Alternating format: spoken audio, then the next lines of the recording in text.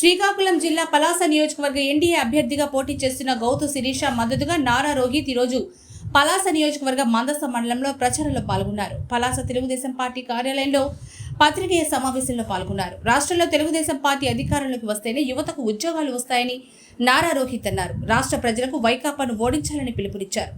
Voter మహాశైలారా, cycle గుర్తుపై ఓటేసి అత్యధిక మెజార్టీతో గెలిపించాలని నారా రోహిత్ సినీ నటుడు పిలుపునిచ్చారు. అందరికీ నమస్కారం. ఇవాళ పలాస కాన్స్టిట్యున్సీలో ప్రచారం చేయడం జరిగింది.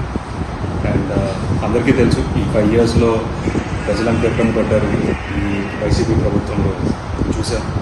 సో తప్పకుండా ఈసారి చంద్రబాబు నాయుడు గారు గెలవాలి. ఈ రాష్ట్రాన్ని మళ్ళీ ఒక అభివృద్ధి పదంలో నడిపించాలంటే ఖచ్చితంగా ఆయన మళ్ళీ ముఖ్యమంత్రి అవుతారు. అండ్ అన్ని విధాలు ఒక జాబ్స్ కానీ ప్రతి దాంట్లో యువతకి ప్రోత్సాహం ఉండాలన్నా సరే, కొత్త కంపెనీస్ తీసుకురావాలన్నా సరే అది చంద్రబాబు నాయుడు గారి వల్ల సాధ్యం అవుతుంది. సో ఖచ్చితంగా ఆయన గెలిపించుకోవాల్సిన బాధ్యత మన అందరికీ ఉంది. అదే జనాలు కూడా చెప్పడం జరిగింది. అండ్ శిరీష గారి కోసం అంటే పలాస వచ్చి ప్రచారం చేశాం. సో అండ్ ముఖ్యంగా చాలామంది ఫస్ట్ టైం ఓటర్స్ ఉన్నారు ఈసారి.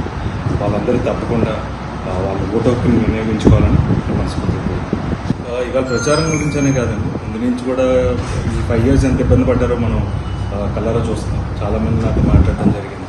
నేను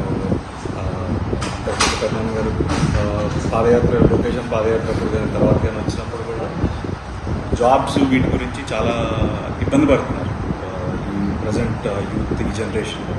సో కొత్త కంపెనీస్ తీసుకురావాలి అండ్ ప్రభుత్వం మారాలి అనేది ఖచ్చితంగా ప్రజల్లో గట్టిగా వినిపిస్తున్న voice. So youth vote bank కీలకం కాబట్టి యూత్కి మీరు ఏం చెప్తున్నారు? బెటర్ ఫ్యూచర్ కోసం ఖచ్చితంగా చంద్రబాబు నాయుడు గారు గెలవాలి. ఎందుకంటే కొత్త పరిశ్రమలు తీసుకురావాలన్న, కొత్త యూత్కి job calendar mega DSC release చేస్తామని చెప్పారు. ప్లస్ 20 lakh జాబ్స్ ఇస్తామని టీడీపీ మేనిఫెస్టోలో పెట్టాము. సో ఖచ్చితంగా ఆయన అయితేనే చేయగలరు. ఈ 5 years ఈ ప్రభుత్వం ఎంత ఇబ్బంది పెట్టిందో ఆల్మోస్ట్ చాలామంది వలస వెళ్ళిపోయారు. చెన్నైలో వేరే సిటీస్కి వెళ్ళిపోయారు తెలంగాణలో కానీ. సో ఖచ్చితంగా ఇక్కడ మనం ఉపాధి we need to develop infrastructure for jobs అని. సో అదైతే ఖచ్చితంగా చంద్రబాబు నాయుడు గారు చేయగలుగుతారు. అది ఆల్రెడీ చూసాం మనం హైదరాబాద్లో కానీ 2014 నుంచి 19 కానీ కియా మోటార్స్ కానీ ఎన్నో కంపెనీలు. సో ఖచ్చితంగా ఆయన వస్తే జాబ్స్ వస్తాయి. సో దానికి చాలా ఇంపార్టెంట్.